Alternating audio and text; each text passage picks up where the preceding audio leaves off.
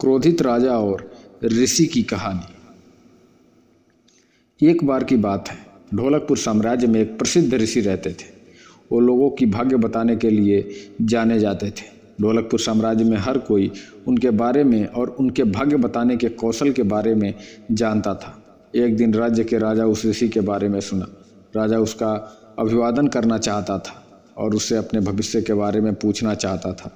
इसीलिए राजा ने ऋषि को अपने महल में आमंत्रित करने का सोचा। राजा ने अपने सैनिकों को ऋषि के यहाँ भेजा उसे आमंत्रण करने के लिए। सिपाही ऋषि के पास गए और ऋषि को अपने महल में राजा के निमंत्रण के बारे में बताया। ऋषि उनके साथ महल में जाने के लिए तैयार हो गए।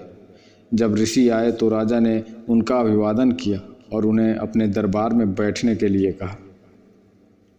ऋषि थोड़ा आराम करने के बाद राजा ने ऋषि से अपने भविष्य के बारे में कुछ बताने के लिए कहा।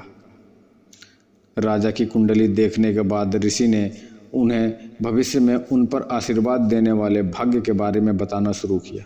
राजा अपने भविष्यवाणी में सभी अच्छी बातों को सुनकर बहुत खुश हुए और ऋषि को उसके द्वारा की गई भविष्यवाणी में हर अच्छी बातों के लिए राजा सोने और चांदी से ऋषि को पुरस्कृत किया।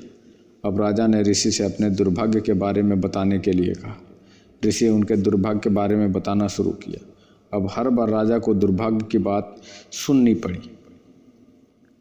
राजा बहुत क्रोधित हो गया था। एक समय तो उन्हें इतना गुस्सा आया कि उन्होंने ऋषि पर चिल्लाते हुए कहा, रुको, इतनी बेहुदा बात करने की तुम्हारी हिम्मत कैसे हुई?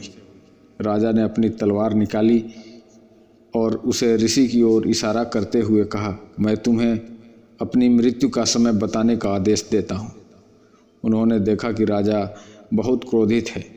फिर ऋषि और कुछ गणना करने के बाद शांति से उत्तर दिया, मेरी गणना के अनुसार आपकी मृत्यु हमारी मृत्यु के ठीक 1 घंटा बाद होगी।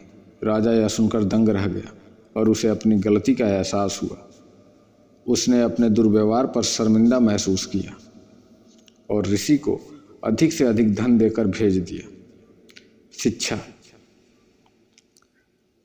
अगर हम समझदारी से काम लें तो हम मुश्किल स्थिति से बाहर निकल सकते हैं।